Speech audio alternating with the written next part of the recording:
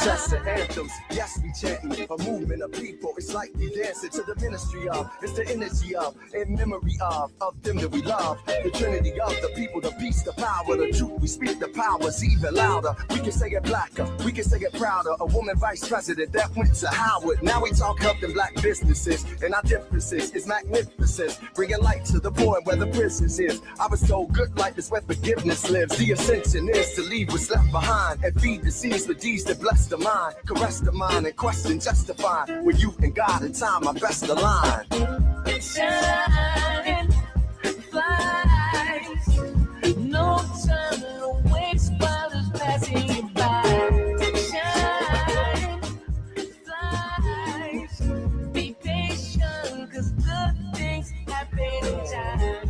We gon' get it right, we gon' get it right, we gon' get it right, we gon' get it right. How can I be a better father, son, a better grandson, honoring Fannie Lou's and the Fred Hamptons, the Harriets, the chariots that carry us to various areas that marry us to progress. Yeah, we the harvest, the lovely days and midnight marauders, even through charges and days of darkness. No, we in the hands of the greatest artists. I see it in the waters, I see it in our daughters. They could be bridges that know no borders. For so long, them folk try to ignore us. So we at the ballot box, it's a vote for us. Peace to Stacey and the people of Georgia, who galvanize so that we can move forward. Steps are ordered with the presence of mind. Everything's more beautiful in time.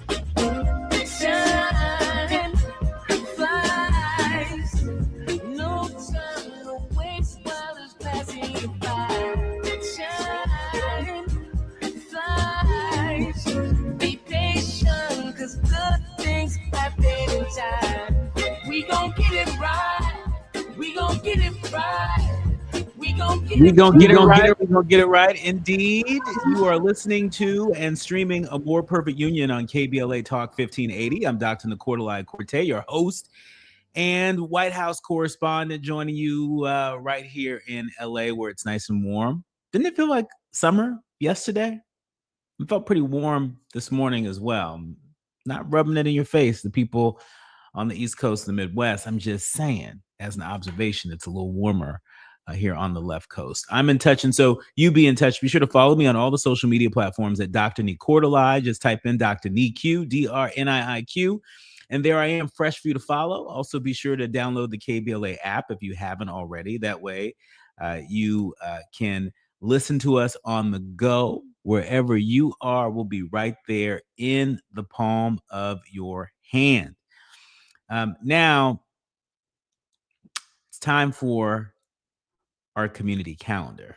And I really enjoy promoting as many community events across the country that I think you may want to plug into. Community events are important because, as I've said on the show, I think the surest way to get to the other side of what we are having to face here in our country, whether you're talking about the weaponization of the power of our federal government, or the failure of institutions that touch our everyday lives, and the racism and sexism and homophobia and bigotry that seems to be on the rise, especially with the decline in support for diversity, equity, and inclusion. There's so many things happening. And there's so much that may feel out of our control, but I think locking arms in community, I think it makes a difference. I think reminding people that you're not alone in this moment, reminding people that you got their back in this moment, being an economic lifeline to folks that are not being funded by other sources of support. And so in that spirit, I like to highlight what's happening in community across the country. And y'all know I'm a big Kendrick Lamar fan. And so for all the people that are in New York, the Culture Lab. The Culture Lab on Valentine's Day is hosting an event that I don't think you want to miss on Valentine's Day from 12 p.m. to 2 p.m. Acclaimed writer and cultural critic Miles Marshall Lewis, he's going to be spending a very special afternoon at the Culture Lab, the Hip Hop Museum's cultural historian, that is, Miles Marshall Lewis. He's one of hip hop's most respected chroniclers, known for his sharp analysis, known for his deep cultural knowledge, and his ability to translate sound into meaning. His work has long explored the ways that hip hop reflects identity and politics and just inner life. And few artists invite that level of study, like one of my faves and probably yours, Kendrick Lamar. So Lewis is going to be hosting this special book signing for Promise That You Will Sing About Me, the power and poetry of Kendrick Lamar. It's a deeply researched and personal meditation on Kendrick Lamar's catalog, and through readings of lyrics and cultural context and storytelling, the book traces Kendrick's evolution while unpacking how his music speaks to faith and trauma, Black life and survival. This isn't just a study of an artist, it's a study of how hip hop carries truth. And so if you're in New York on Valentine's Day, you may want to pull up to the Culture Lab located at 658 Exterior Street, right next to the T-Mobile at the Bronx Terminal Market. It's right across the street from the tennis court. And so check that out. Now it's time for your national news roundup. It's time for you to decide the good, bad, and ugly headlines of the day. And well, kicking us off, authorities are offering new details on Nancy Guthrie's investigation as the search enters the fifth day. I can only imagine what Savannah Guthrie is having to navigate with her mom still missing. But NBC News is reporting that the search for Nancy Guthrie, again, the mother of Today Show co-anchor Savannah Guthrie, has entered its fifth day as local and federal authorities continue to investigate her possible abduction. Pima County Sheriff Chris Nanos said at a news conference today that there are still no suspects in the case. Guthrie, who is 84 years old, was reported missing Sunday afternoon from her home outside of Tucson after she didn't show up at church. She was last seen around 9:45 p.m. that previous day when family members dropped her off at her home. Authorities offered a timeline of the night that Guthrie disappeared, noting that her doorbell cameras were disconnected at 1:47 a.m. on Sunday, and that software in the home detected a person on camera at 2:12 a.m., but no video is available.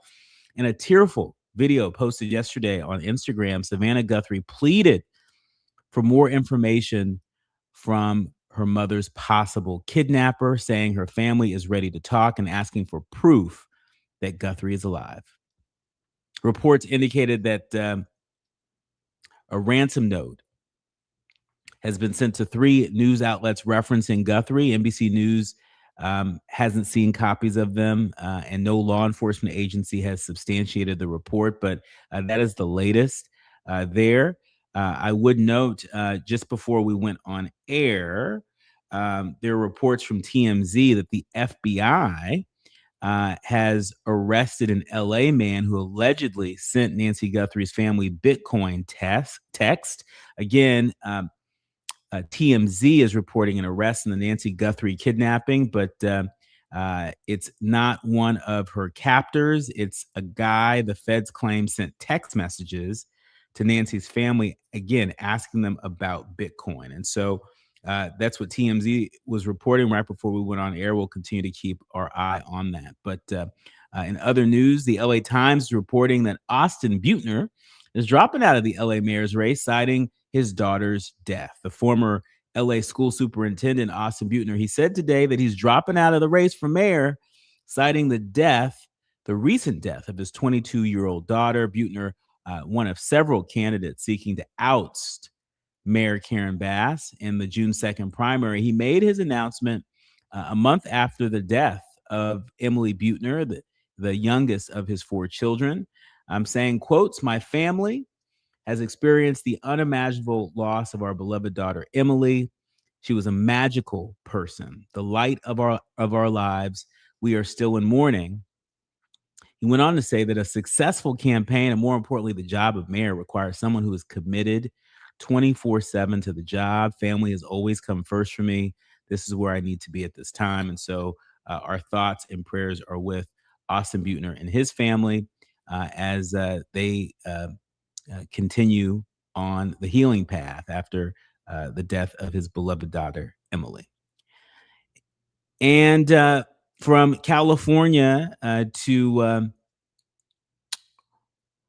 Oregon, where a judge has temporarily banned ICE from using tear gas and projectiles on protesters in Portland. That's right. A federal judge has temporarily restricted ICE from shooting tear gas and projectile munitions at protesters outside the ICE building in Portland, Oregon, which has been the site of repeated demonstrations since last year. And I might add, since last year when the Trump administration had increasingly met them with force. The U.S. District Judge Michael Simon's ruling comes after a weekend in which immigration agents at the ICE building fired tear gas, pepper balls, and rubber bullets into a crowd of thousands of protesters that included children. Local officials had described the protests as peaceful before the excessive force. The order, as reported by The Guardian, bars federal officers from using chemical or projectile munitions unless the person targeted poses an imminent threat of physical harm.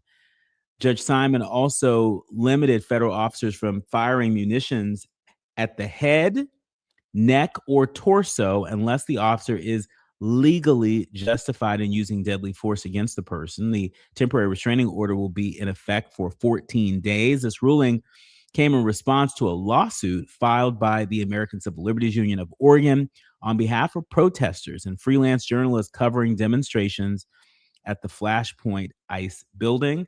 And so, for a lot of folks out there that are saying, okay, well, all this stuff is happening. It looks like ICE is operating with impunity. What are folks in power doing about it?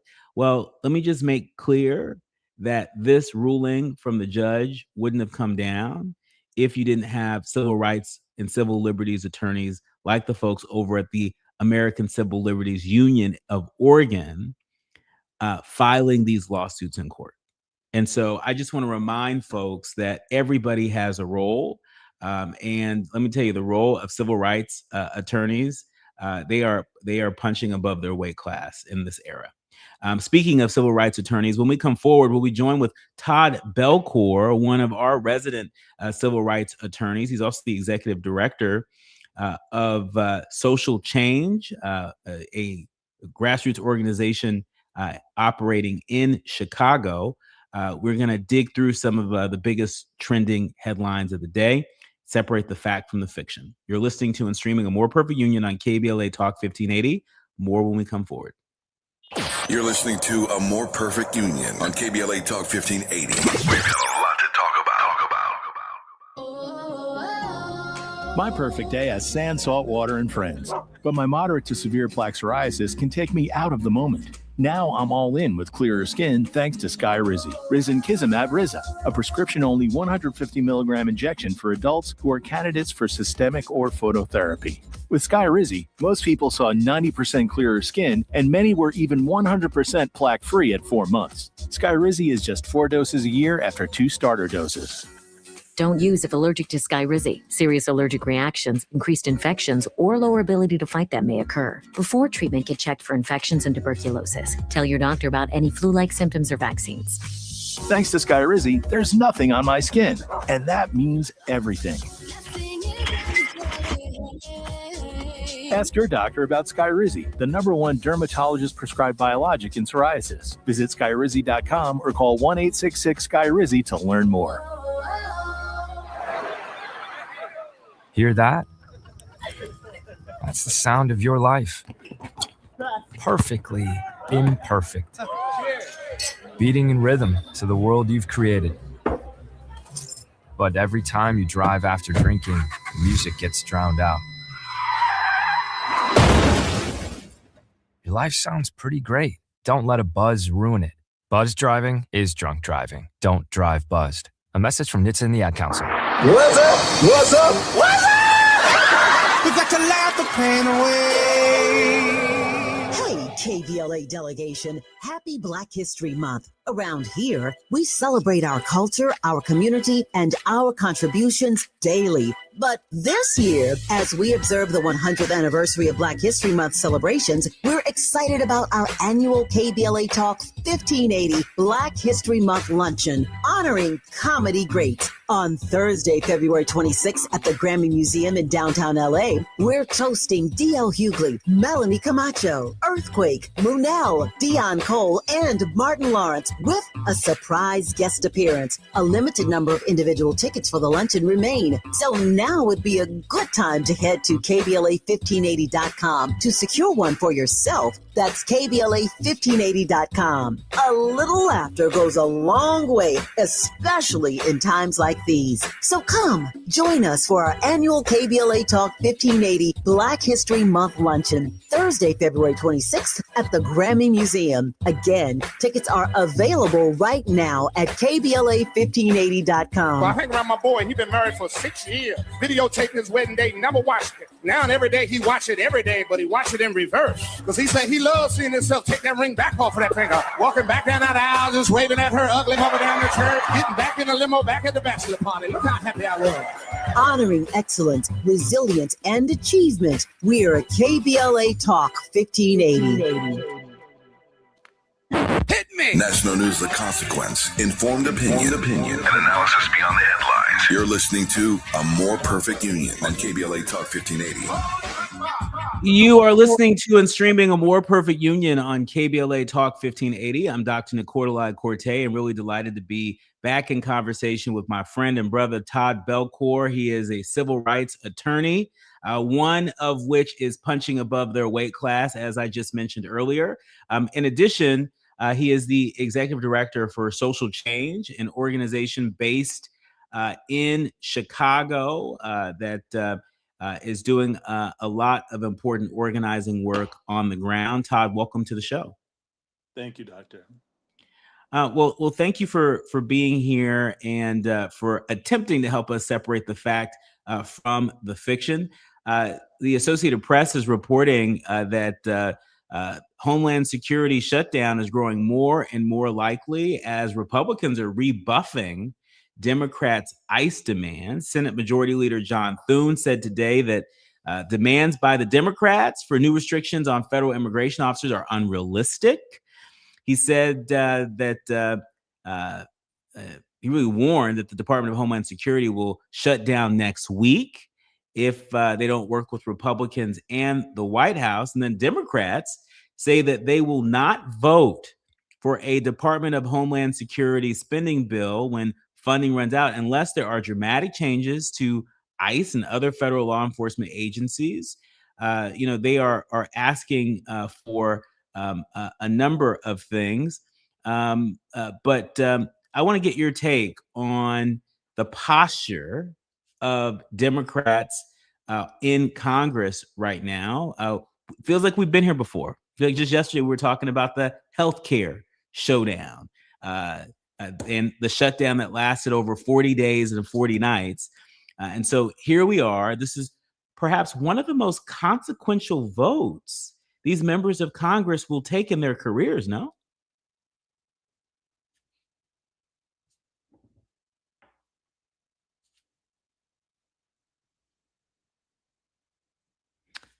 We're having a little trouble with Todd's sound, but while Todd is working on sound, let me just orient our leaders, learners, and listeners to what Democrats are asking for.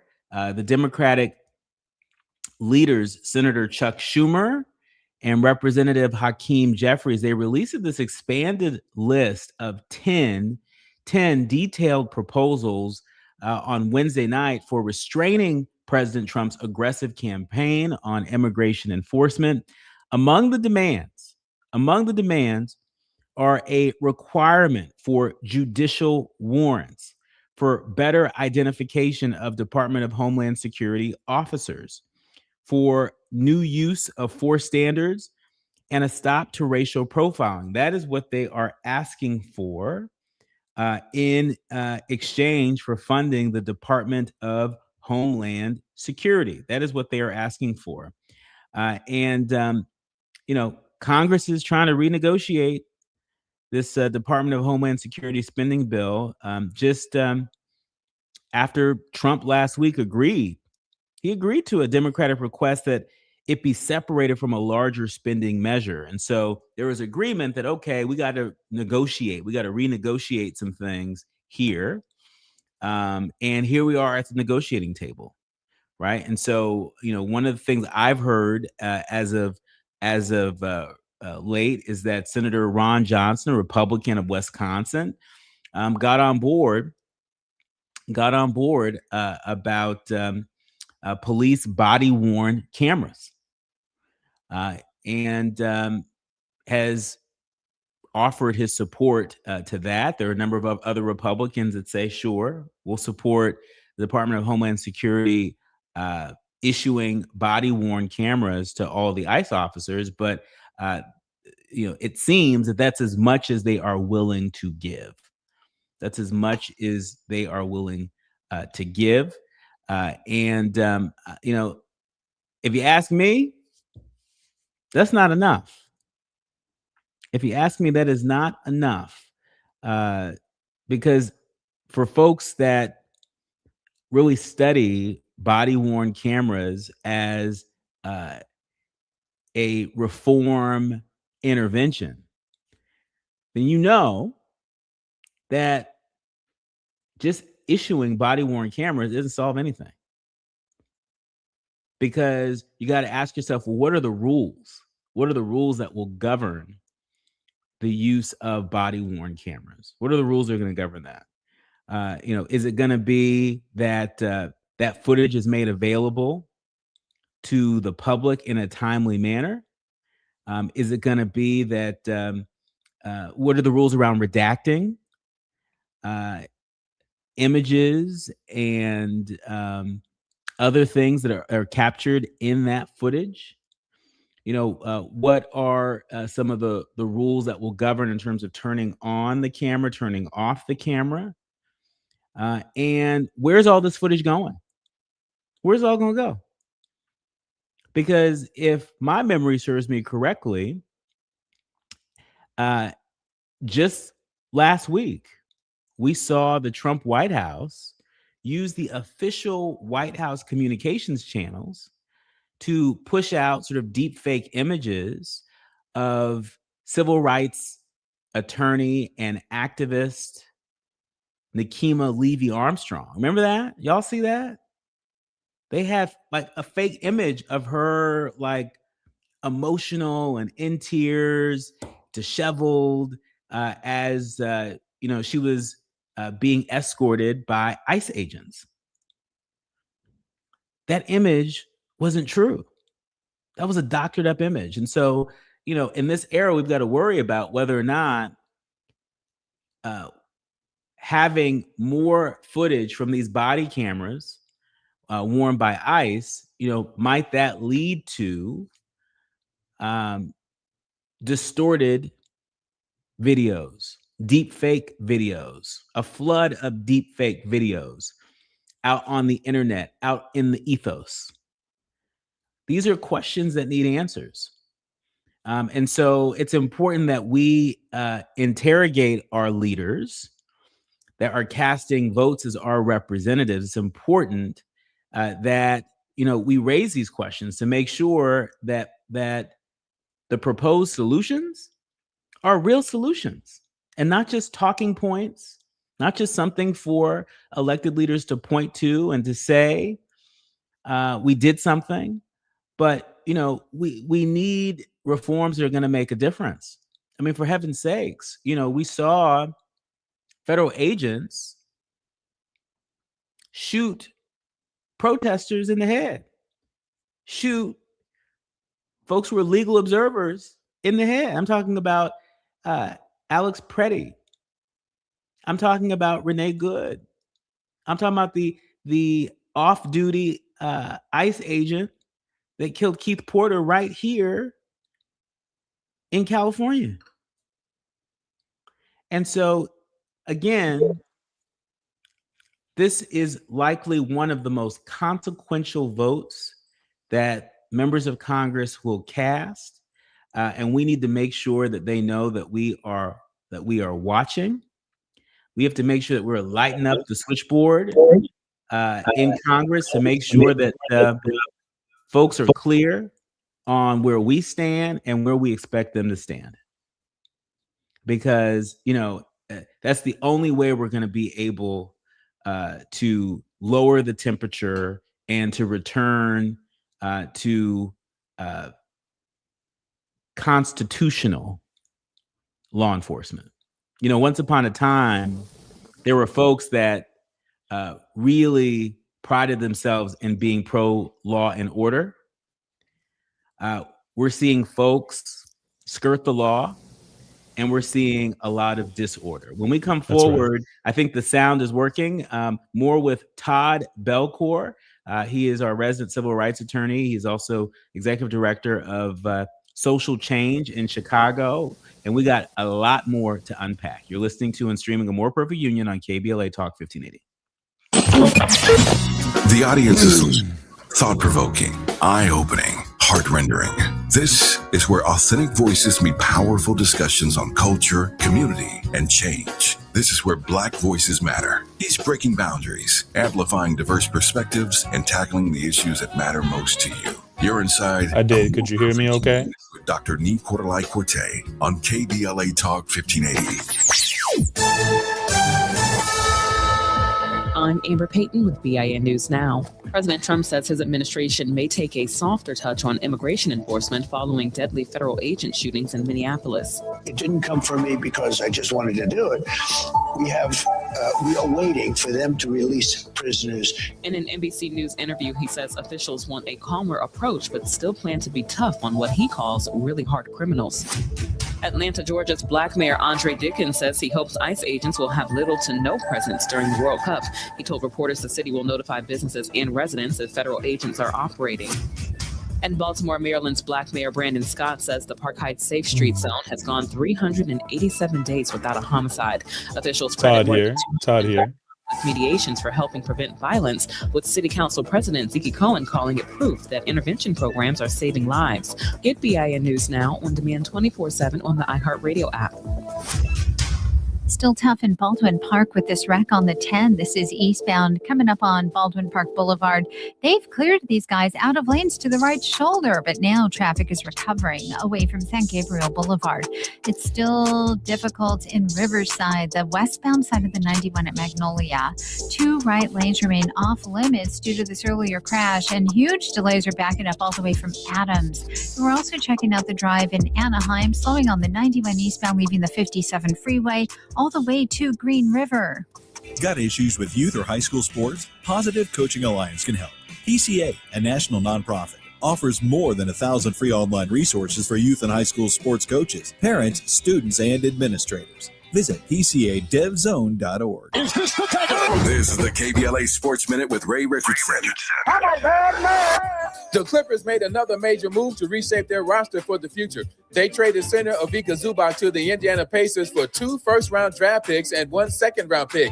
Zubac had been the Clippers' starting center since 2018. Indiana also gave the Clippers guard Benedict Mathurin and forward Isaiah Jackson. It looks like Clippers management was tired of having the oldest roster in the NBA. The UCLA women's basketball team, ranked second in the country, extended their winning streak to 16 games Wednesday night. They beat Rutgers by 40. Kiki Rice led the Bruins with 17 points and 3 steals. The Bruins are 22-1, 12-0 in the Big Ten Conference. They play at number 8 Michigan on Sunday. The Rams and 49ers will play the NFL's first regular season game in Australia in 2026. The game will be played in Melbourne.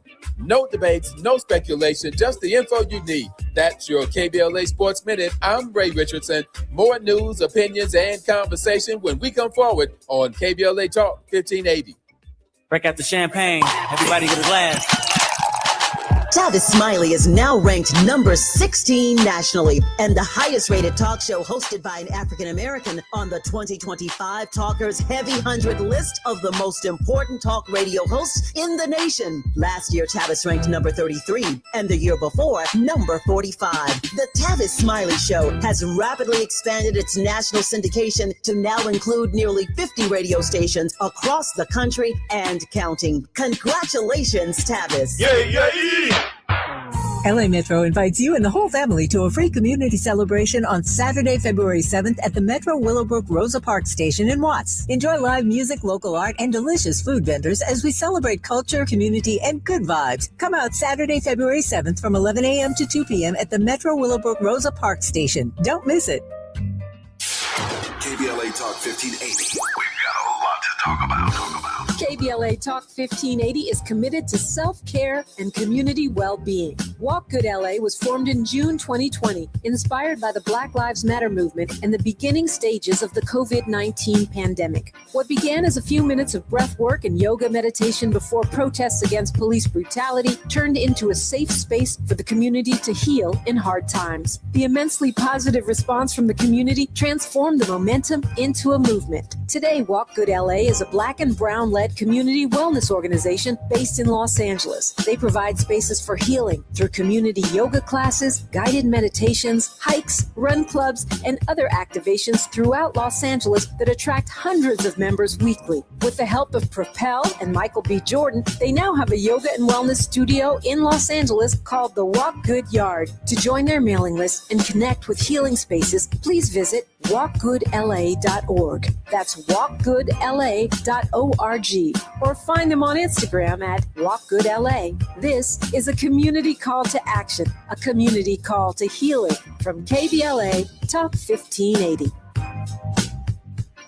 Hey there, Los Angeles. This is James Lucky Jr., publisher and editor of Los Angeles News Observer. Are you hungry for news that matters to you in the African-American communities of Los Angeles? Well, buckle up, because we got the scoop you've been craving. Stay in the know and never miss a beat with our free weekly publications conveniently available near you. Or hop on the digital wave and become an exclusive subscriber at OGNSC.com. Don't forget to join the party on Instagram and Twitter at OGNSCINC for behind-the-scenes access and sizzling updates. No more FOMO. Let's stay informed, connected, and empowered together.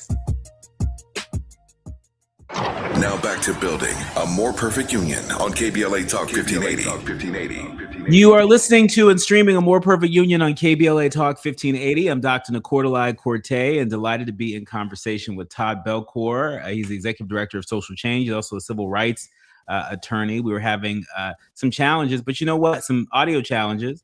But look, we're live. And we have folks who are plugging in from different parts of the country. And, you know, sometimes it takes a minute for technology to catch up, but it has. Welcome to the show, Todd. I appreciate it. Grateful to be here as always, Doctor. Of course. Well, you know, I want to talk to you about Lindsey Graham. Lindsey Graham is sort of the Republican standard bearer, particularly when it comes to immigration. He is at the very center of Trump's sort of mass deportation plan. And as the South Carolina Republican gears up to seek his fifth Senate term, he's moved diligently in recent weeks to position himself as a key player in Washington related to this debate over President Trump's immigration enforcement agenda. He rekindled a push for a crackdown on sanctuary cities that refuse to cooperate with the Department of Homeland Security. And, you know, during an Oval Office bill signing, Graham stepped out in front of the Resolute desk. This is how serious he was. He stepped out in front of the Resolute desk. He made a direct presidential appeal. As a bunch of House and Senate GOP colleagues looked on, he said, quote, "I've got a better idea. It's your idea. End sanctuary cities." I am really concerned that cities that are already strapped for cash and that have typically been able to turn to the federal government for support, particularly when it comes to law enforcement. My sense is that this administration is going to offer the dollars, but there's going to be a poison pill that comes along with it, no? Absolutely. It's very clear that in order for Senator Graham to continue to have his stature to the extent he has it in this particular arena, is to make sure he's situating himself to be the lead negotiator as to what can make sense and what sort of middle ground can be drawn between the Democrats and Republicans in this process.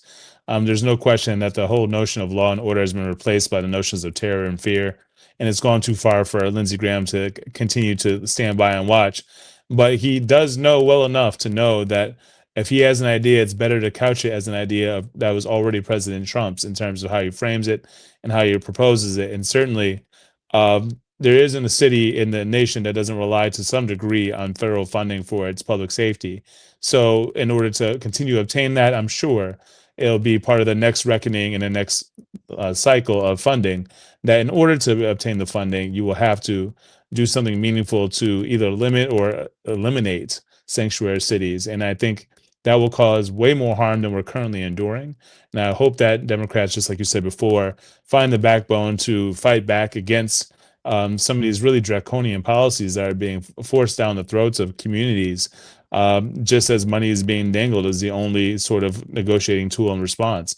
It's one thing to get everything else that Senator Schumer's asked for, to be judicial scrutiny or body cameras or even making sure that we can actually identify ICE individuals. But it's another altogether to get nothing besides status quo in terms of law enforcement on the local side and continue terrorizing at the hands of federal officers and agents in local jurisdictions. And on top of all that, having no sanctuary for community members who have been here for generations. And, and again, I mean, this issue of supporting versus ending sanctuary cities, this question is coming up for debate sooner than we think. In fact, this is tied to this February 13th deadline that Congress has set for Department of Homeland Security funding. Senator Graham is vowing to force a vote next week on his legislation as Republicans face Democratic pressure, again, to put new strict restrictions on agencies like ICE and Border Patrol. And so, who knows where this is going to go. But, from Lindsey Graham to another friend of Donald Trump, The Guardian reporting exclusively that a private jet owned by Trump's friend has been used by ICE to deport Palestinians to the West Bank. You can't make this stuff up. We know that Desir, his name is Gil Desir, and we know that the Florida property tycoon and longtime business partner of Donald Trump, he's also a Trump donor, and he's a friend of Donald Trump Jr., a member of the Miami branch of Friends of the Israel Defense Forces. And his sleek Gulfstream jet, which he's called My Little Rocket Ship, was used to transport the men from an airport near a notorious removal center in Arizona to Tel Aviv. The jet made 3 refueling stops en route in New Jersey, Ireland, and Bulgaria. The Guardian investigation established the flight was part of a secretive and politically sensitive U.S. government operation to deport Palestinians arrested by ICE to the Israeli-occupied West Bank. Todd, what do you make of this? Well, I think the violation of human rights and constitutional rights aren't something just certainly found and squarely found within federal government. Trump has outsourced those violations to other of his friends and other entities to further make it clear that this isn't just about immigration enforcement or federal law or the whole notion of people coming here, quote unquote, illegally. This is actually about purging entire populations of people. So when you are sneaking entire planes of certain ethnicities, of folks who have certain nationalities, and having them in the dead of night without scrutiny by judges, without scrutiny by Congress, being whisked away to whatever country that or whatever place, that is not only violative of every aspect of the Constitution, that starts to get into what you start to be worried about, what actual dictators do, what actual authoritarians do, what actual totalitarian societies look like. So if people are waiting for other clues or hints to indicate that this is time to not only pay attention, but to tap in and push back on Lindsey Graham and push forward on anything that not only resembles what decency looks like, but actually upholds the Constitution, that upholds actual law and order. Now is that time. Now is certainly that time, and I just think this mass deportation effort, it has levels to it. And we're seeing in real time that this campaign is being used as a cudgel to end sanctuary cities. It's being used as potentially as a tool to oversee our elections across the country. That's certainly the idea that President Trump himself has floated. We've heard from Trump advisors and former White House senior advisor Steve Bannon. We've heard as much from him. And now we're seeing friends of Trump that are reportedly using their private jets to support the ICE operation, using their private jets to deport Palestinians to the Israeli-occupied West Bank. I mean, I don't know if there's been a case quite like this before the international court. I don't think folks are maybe wrapping their brain around. That's right. The far-reaching implications of this, right? And this doesn't just create instability here in the United States, that we are exporting folks that we're exporting folks to hotspots around the world, adding to tensions there, adding to potential instability or greater instability there, no? Absolutely. And this is as big of a threat to our national security as you can possibly imagine. I mean, anytime internally we're having clear existence of domestic terrorism at the hand of ICE agents, and you have a government led by the most powerful person in the nation and the world to some degree, depending how you consider Axis and allies at this point, rounding up entire populations of people and distributing wherever he sees fit on private jets that have no scrutiny or any sort of oversight. Not only is that violating due process, but so many other elements that are part and parcel to the Constitution and just the pillars of what American society stands for. So no matter where people stand on the political spectrum, this goes way past that. It's kind of universal basic freedoms and understands what this country is to represent. So I am glad there are some Republicans and many Democrats speaking out against what's going on at DHS, what's going on by ICE, but there are far too few speaking out against exactly the sorts of phenomena that you're talking about that are just as nefarious, that requires just as much light on them before they not only become something that happens once, but things that happen as a measure that's commonplace.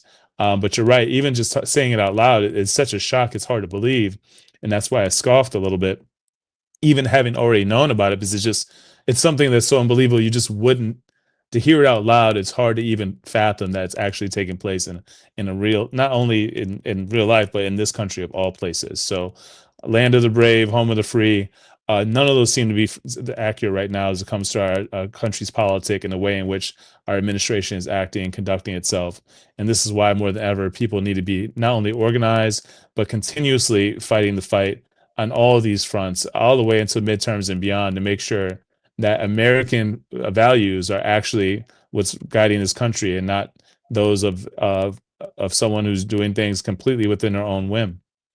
And let me just point out, this also highlights why journalists are under attack, right? We wouldn't even be talking about this if The Guardian hadn't published this story exclusively, this story about this luxury aircraft owned by a property tycoon close to the president's family, who has twice flown Palestinian men from Arizona to Tel Aviv. And so you got to wonder, if this is what one donor friend of Donald Trump is doing with their private jet, is doing with their resources, that's doing in the name of pledging their allegiance to Donald Trump, then what about his other donor friends? What are they doing? How many stories do we not know about donor friends that are quietly supporting campaigns like the mass deportation campaign in ways that are above the pale? Private jets being used to deport people to hot spots in other parts of the world. And it's not even deporting when it's outside the realm of due process. I mean, they're literally snatching, kidnapping, and discarding people in places throughout the world without any sort of scrutiny that's required by our Constitution. So I do invite anyone who cares about these issues to not only push and support Senator Schumer, but anyone on the Republican side as well, who's realizing not only how blatantly wrong this is, but how dangerous this is as well in terms of this slippery slope. I've already gone very far enough down this slope to not risk going down any further. So to the extent there is a negotiating window to fight to make sure everything is in place that must be in place to at least secure our Constitution, at least secure our basic human rights, at least secure our dignity and all the fundamental freedoms we're accustomed to knowing and associating with America. Because right now, all those are at stake, not only this election, but right now. So if nothing is done, if not enough is done, we can't afford as a country another failure like there was with the last negotiation cycle. So prayerfully, people are speaking out not only in the streets as they have been, but also pushing their congresspeople, their senators to say, this is the fight, this is the hill that we must all put all our eggs behind, because there may not be many others after this. When we come forward, speaking of the work of some pretty extraordinary independent journalists, we're going to talk about a story reported by ProPublica about why local and state police rarely investigate federal agents. This is an issue that is bubbling up from the grassroots on up. We've been talking about what's happening in Washington. We're going to talk about what's happening on the grassroots level and what we need to know. You're listening to and streaming A More Perfect Union on KBLA Talk 1580. More with Todd Belcour when we come forward. Striving to make America a nation as good as its promise. This is A More Perfect Union on KBLA Talk 1580. We've got a lot to talk about. They call it progress, but progress has a price. Land once held in black hands, taken, stolen, erased. Acres paved into highways, fields burned. Homes replaced by parking lots and broken promises. Every deed lost was a dream deferred. We talk about millionaires, but what about the millionaires that never were? The farmers whose soil was seized. The families who watched their inheritance disappear. The wealth that never had a chance to grow because its roots were ripped from the ground. They took the land, but never the legacy, because the soil remembers, and so do we. Every story matters. Our mission is to collect, preserve, and amplify these stories. If this is part of your family's history, visit blacklandlost.org/share your story and help bring us closer to justice. KBLA Talk 1580. We've got a lot to talk about.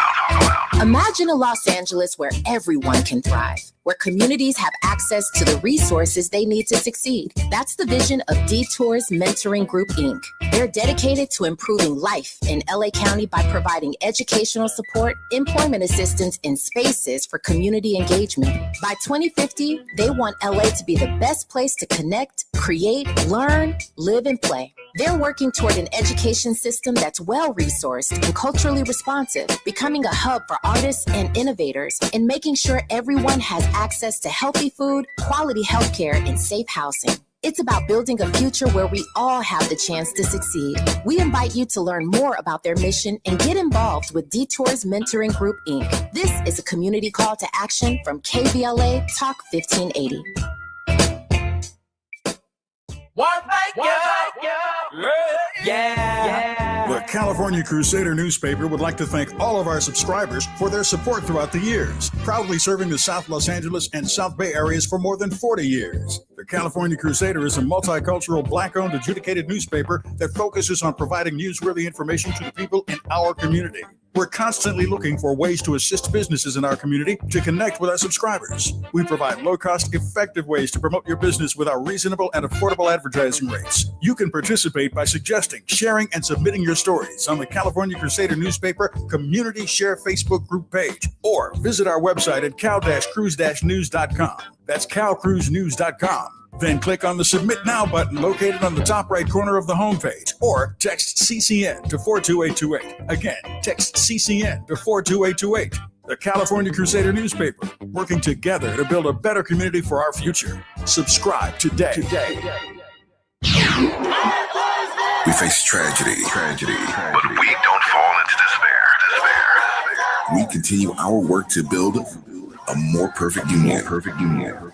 You're listening to and streaming A More Perfect Union on KBLA Talk 1580. In our remaining minutes with civil rights attorney and executive director of social change, Todd Belcourt, I have to shine a light on what's happening and not happening, particularly on the local level when it comes to policing. We can't talk about the law enforcement abuses of ICE and not talk about the law enforcement abuses and shortcomings of local law enforcement. ProPublica reporting that minutes after a federal agent was shot and killed a Mexican immigrant in a Chicago suburb just last September, a group of police officers, they stood on the sidewalk trying to figure out the answer to the question of protocol, who would investigate the shooting.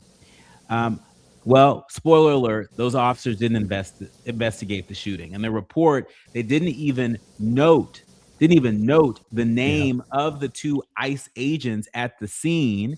Instead, they deferred to the FBI, local law enforcement officials. They didn't investigate when a Border Patrol agent shot and wounded a U.S. citizen in her car in Chicago less than a month later, or when ICE agents in Phoenix shot a Honduran man during a traffic stop later that month.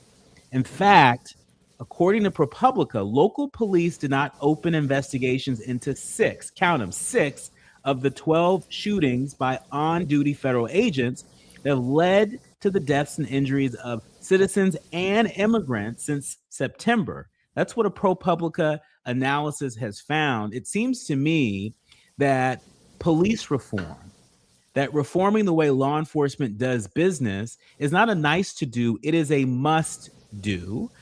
We fell short in terms of passing the George Floyd Justice and Policing Act, which if that was in place today, I think we wouldn't be quite in the same mess that we are in right now. Talk to us about the state of police reform in this country. We know that even though Congress has fallen short, we know that there are various state and local governments that have led or at least attempted to lead on this. Talk to us about why we need to get serious right now about policing reform. It's important for people to realize that police reform is not a political conversation or something abstract or some water cooler discussion. It's really a matter of life and death, not only for community members in Black and Brown communities, but even of all community members, anyone who's actually actively raising their voice against the complete annihilation of the Constitution, of our human rights, of our dignity, of our freedoms, is at risk. So now is the time more than ever for people who shut off when they hear about Laquan McDonald, or they turn the other way when they hear about George Floyd, to recognize that if we allow what is supposed to be law and order to now be replaced with terror and intimidation and cowardice and chaos and all the things that are taking place on a widespread level, then there will be no sanctuary for anybody. There will be no safety. There will be no freedom for anybody.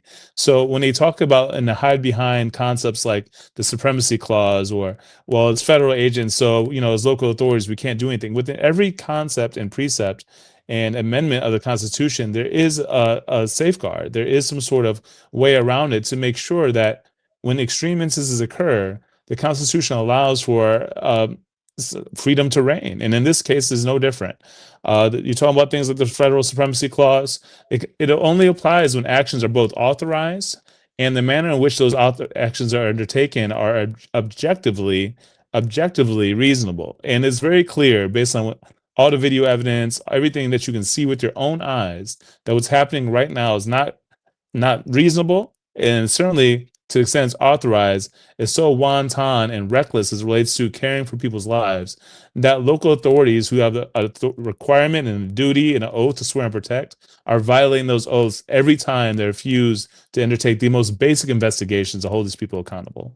I mean, speaking of holding people accountable, I just want to point out, how troubled I am, and likely many of our leaders, learners, and listeners, learning that the LAPD police chief, said recently that when it comes to mask bans here in Los Angeles County, the banning of ICE agents wearing masks, anybody wearing masks doing law enforcement work, he said he ain't enforcing it, right? And so last time I checked, law enforcement's job was to enforce the law, not pick and choose what laws they were going to enforce. And so, we're looking forward to hearing what Mayor Bass's response will be to that question, especially as the city of Los Angeles prepares to take on some high-profile global events right here in our backyard. Global events that the Trump White House has promised to have an ICE presence at. We'll have to leave it there. My thanks to Todd Belcourt, the executive director of Social Change, our resident civil rights attorney and frequent contributor. You are listening to and streaming A More Perfect Union on KBLA Talk 1580. More when we come forward. KBLA 1580 Santa Monica. I'm Amber Payton with BIN News Now. Black Chicago Mayor Brandon Johnson is blaming a city council approved budget for the layoffs of 9 City Hall custodians. Services ultimately made the termination decisions. It's unfortunate that the mayor and his administration are picking out custodians. Alderman Gilbert Villegas criticized Johnson, saying he's targeting low-paid workers while shifting blame to the council, which passed the 2026 budget without the mayor's signature. Fulton County, Georgia officials are seeking the return of nearly 700 boxes of ballot seeds by federal agents. Commission Chair Rob Pitts, who is Black, says a motion has been filed to get the materials back and unseal the search warrant, adding concerns the raid could be tied to efforts to nationalize elections. And former Vice President Kamala Harris has rebranded the Kamala HQ account into Headquarters, a Gen Z-focused progressive content hub created with people for the American way. With BIN News Now on demand 24/7 on the iHeartRadio app. It's tough rolling along the 10. This is westbound in Baldwin Park.